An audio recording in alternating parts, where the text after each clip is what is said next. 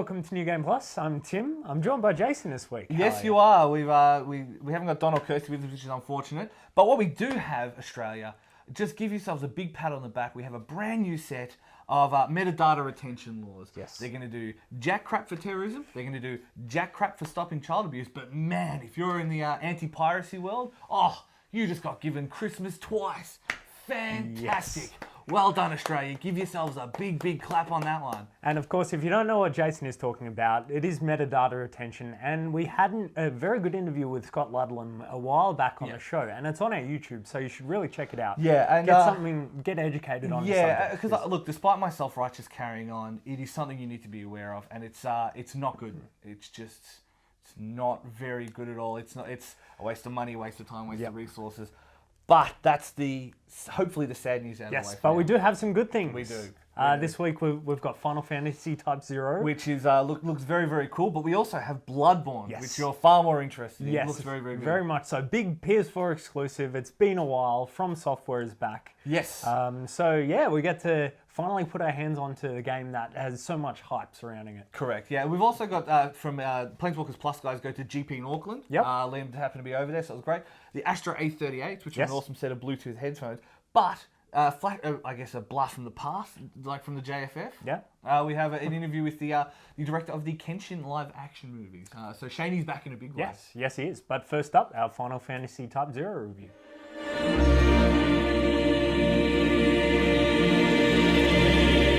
Final Fantasy Type 0 HD has had an interesting run up to this point. Originally it was a PSP game, Final Fantasy Gito, and then it was 4 years in limbo. It just disappeared. And now it's out, but on PS4. And I mean, it's been, they've had PS3, PS Vita, but PS4?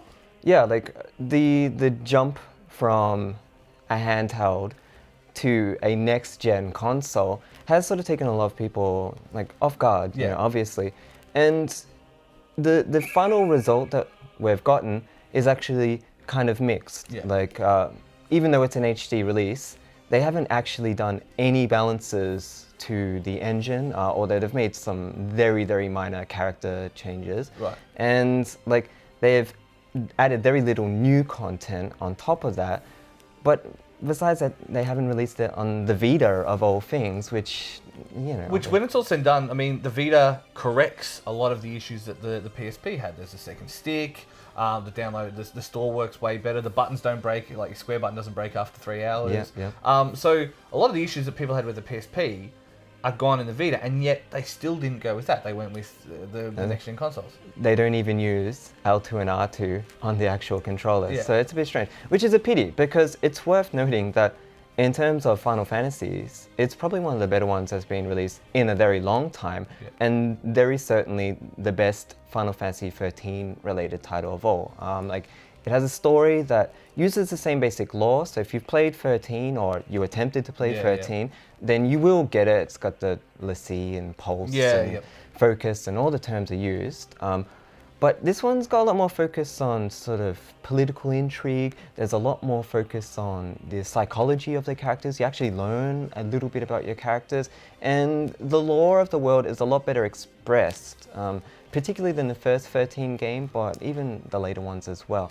So, you know, generally it's a much better story. It's the kind of story that we wanted, and then it's backed up by being just a good action RPG on top of that, and that's something that we certainly haven't seen for a long time. Well, as somebody who, basically the issue I've had with the Final Fantasy games for a long time is, I'm a teenager, I'm going to stand in a row and wait for someone to call a god and drop it on my head. That's always been, it seems particularly old-fashioned. Yeah. So they come into this where it's the three-character switching model, everyone's got their strengths, there's the kill sites. It seems like they've really said, let's try something different. Let's just give something else a go.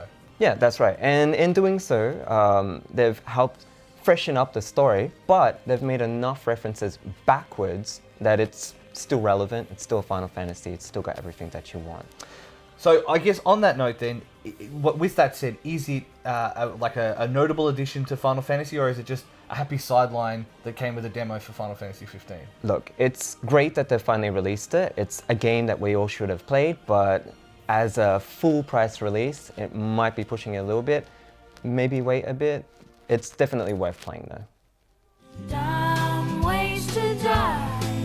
So many dumb ways. One of the surprise hit iPad/iPhone games of last year was Dumb Ways to Die, released by Metro Trains as like a safety campaign around trains and train safety. It was genuinely one of the best games on the iPad of last year. Hands down, one of the best games. It took a simple formula like Wario, where took it into like its safety message without being overbearing, and made like a resounding, fantastic success. So they decided to make number 2.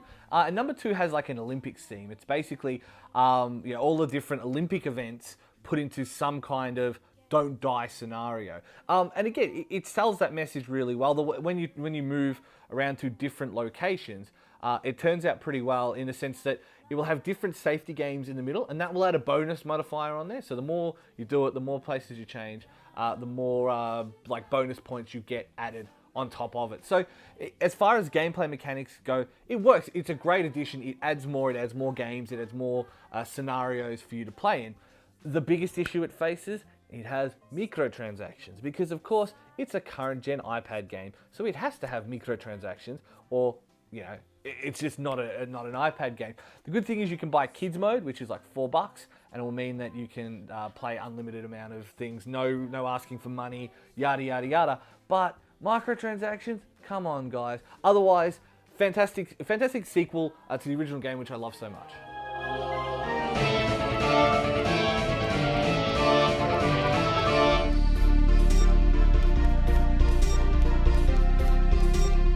Now, one thing we have a big affinity for here at New Game Plus is headsets, and we have a lot of them, and they're all around the studio, and there's just so many headsets. It's like they multiply. But we did get sent one the other day that I thought was an interesting take on it. So, as opposed to being a standard plug into your PC headset, we got sent a set of Bluetooth Astro A38.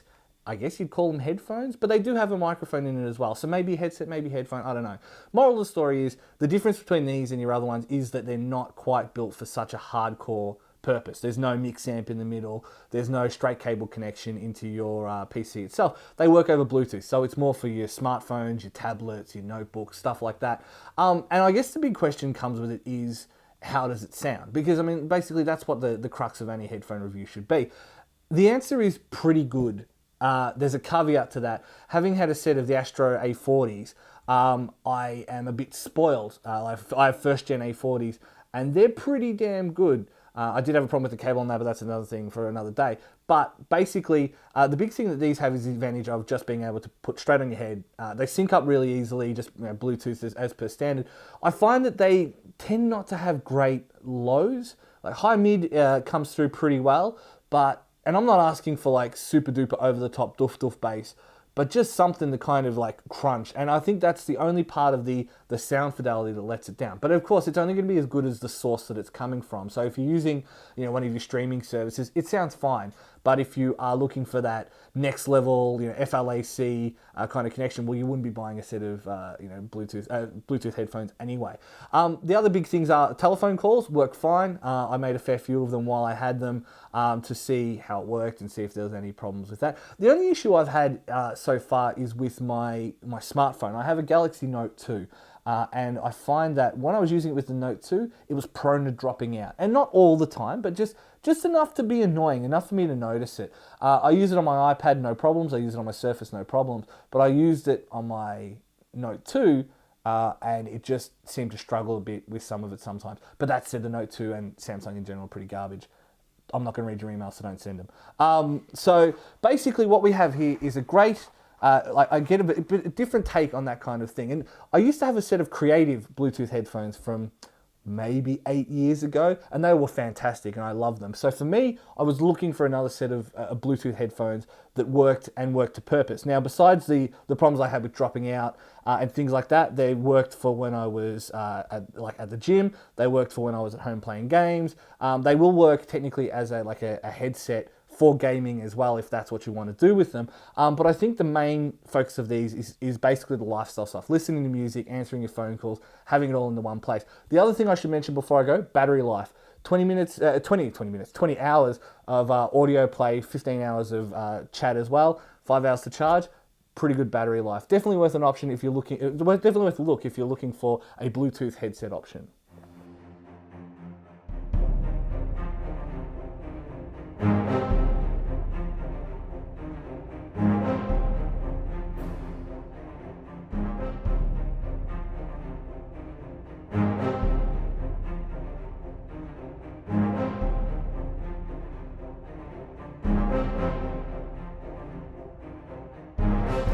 Well, I just absolutely love Magic, and I love Magic tournaments. Been playing Magic for over 20 years, and judging is just a really fun way to be involved with the game when I don't want to commit too much to testing the same formats over and over and whatnot. And the people are fantastic as well, of course.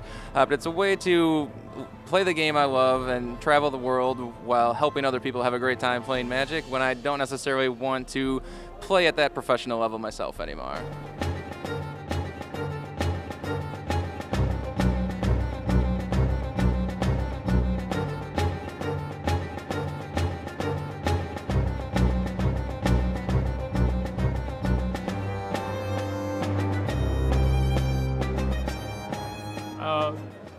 Generally, I'm playing Magic Online. It is digital magic.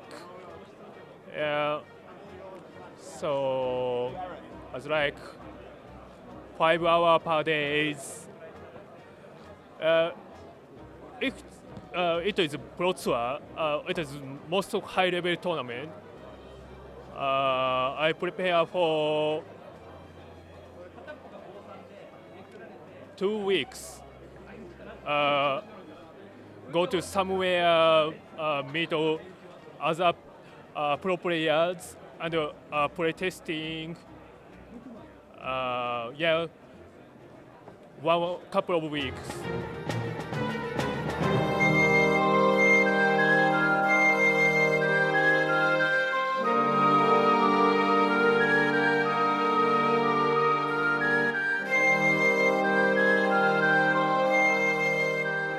Like when they ask me to do a card alteration or a sketch, it's really cool to see them first panic because they put a card on the table that's worth $50 to $100, and I start putting down these blobs of paint, and they kind of go, "Oh crap! What have I done? Oh, he's just ruined my card. Oh, I'm not gonna say anything because I'm not gonna be that guy, but oh boy!" And then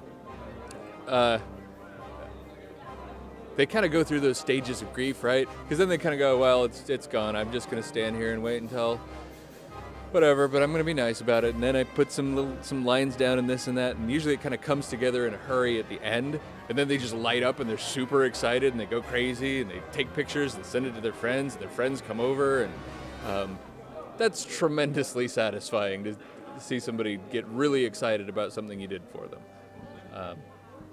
That's the best part, definitely.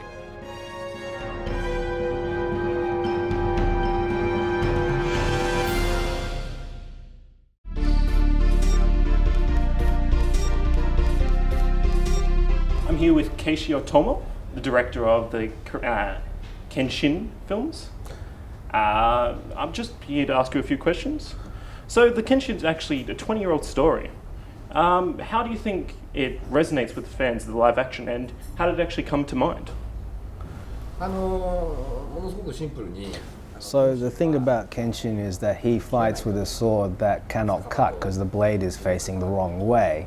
That's kind of an interesting thing about that character. So even if it's 20 years old, it actually has an interesting appeal that's actually going around the world quite well. So I think that that part of it is that the interesting part of the character is actually coming across really well even today. Kyoto Inferno and The Legend Ends was actually filmed at the same time and actually released 1 month apart. What difficulties did you actually face with that, and did you actually prefer that over traditional workflows? I feel like the two films are actually one big film anyway. So because it's one long story, it became important for us to get the second part of this long film out as quickly as possible. So we wanted the audience to experience the second film and then not wait too long and get the third film, because unless you get to the end of the third film, you don't get the full picture of what the whole 3 films are really about. So to that extent, when we worked together on set, I told the guys of the crew that we're working on one giant long film, and that way they can sustain the energy to make it like one big film with a unified vision. So, you know, normally if you shoot one film and then send everyone home and then you start up on the second film, the break actually sort of lowers everyone's tension. What you really want is for them to come on and just maintain character for as long as possible, to maintain the focus as long as possible, and that way you get what you want across 2 films.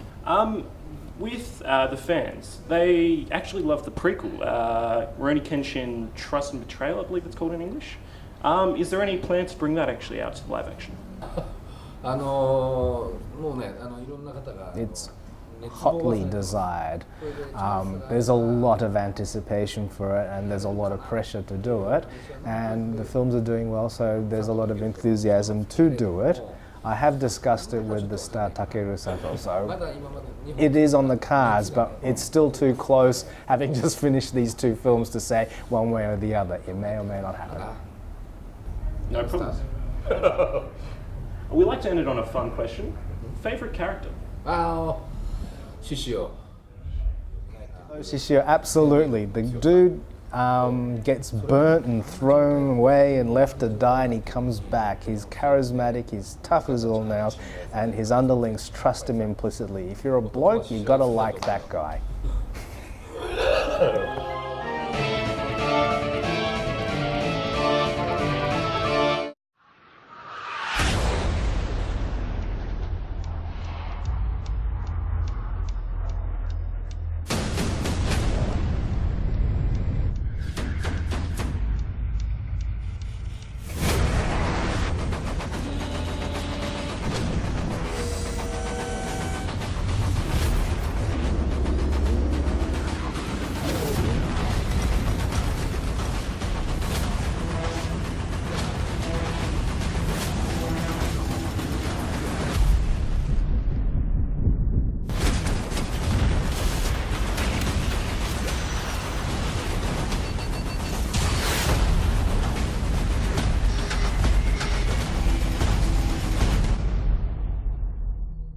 Now, Ethereum looks like something I can get behind, a sort of spacey sci-fi RTS. All right, so let me get this straight. So it's a sci-fi real-time strategy. Yes. With 3 differing factions. Yes. Okay, so it's completely unheard of in our world. I'm sure, like some of the Asian markets, maybe Japan, Korea.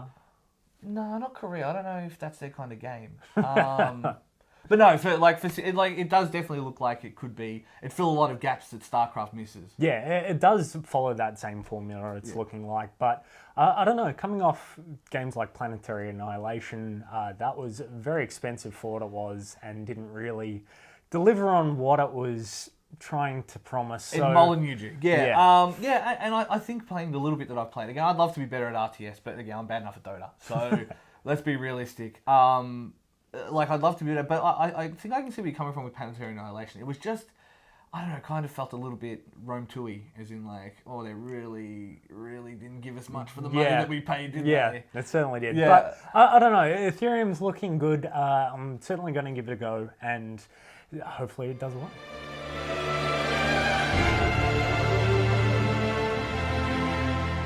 All right, Shaney, it is time. Sony have finally delivered with an exclusive that I'm actually interested in. Really? You're interested in? And I hate to say it because you know that I'm not a big fan of Dark Souls. Yeah. I thought Demon Souls was okay. Yeah. Right? Wasn't a big fan of Dark Souls. And now, From Software's next one is Bloodborne, which is pretty much, I don't want to say it's the same kind of thing, but it is the same kind of thing. It's same, but different. There's a lot of the same elements they have taken from their previous Souls games, but then they've changed up just everything slightly, but it changes the whole game. The one thing I noticed from playing it is that the game is faster than it was. I think one of the things that really annoyed me about Dark Souls 2 in particular was how slow and cumbersome it was, and considering it came out at a time when I had Bayonetta just on the way, and that's my style of game. Yeah.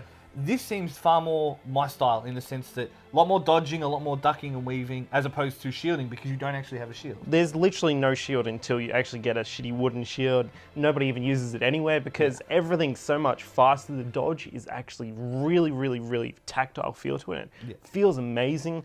Like, the gameplay itself, it's similar in the style like to Dark Souls, so you can actually get like your strategies back across. but you've got to kind of react a lot faster. Because the other thing as well is you gain health. When you get hit, your bar moves down, but then there's like a slow moving, kind of like red health in fighting games. Kind of like red health, except you actually regain it after you like hit it. So if that's it, yeah. Life steal basically. Yeah, so you hit them and you gain that health back, which encourages you to be aggressive. However, they're not. The other thing that's probably a little bit different is they're not stingy on the health potions this time. No, there's a lot of health potion drops, like getting a lot. But just before bosses, you're always pretty much fully stocked. So it's kind of handy, kind of not, so you have to just keep backing away and healing. But the heal is so much faster. Everything is so much faster. Yeah. Healing, like attacking, you've got to just concentrate on your dodging and just go ham. Yeah, and I will 100% agree with that. One thing we should also cover is the graphics. Now, they're copying a lot of flack. I don't get it. I think the architecture looks great, the design looks great, the characters, the enemies all look great. I love the design. I'm just going to put that out there. Graphically, this game is almost impeccable. Like, maybe facial models are a little bit off unless they have beards, because the beards are pretty amazing. Aesthetically, though, it's a different style than like the Dark Souls people would be like. It's not that bleak, desolate style. There's so much ornate architecture and things like that. There's so much detail to the world. It is the Victorian era kind of style. Yeah. But I really, really love this kind of stuff. Yeah, so when it's all said and done, I think if there's one thing I took away from it, it strikes me as the game the Order wishes it was, the Hellsing game we wish had been made, and the Castlevania game for the New Age. Are they fair assessments? I'd say they're pretty fair assessments, except it's still a Souls game at the end. Like, it's very much less fleshed, I guess, in a like RPG style. Yeah. It's much more an action game than like your previous Souls games, but it's still amazing. So Bloodborne, Tim, do you have a PS4? Yes. Okay, I don't.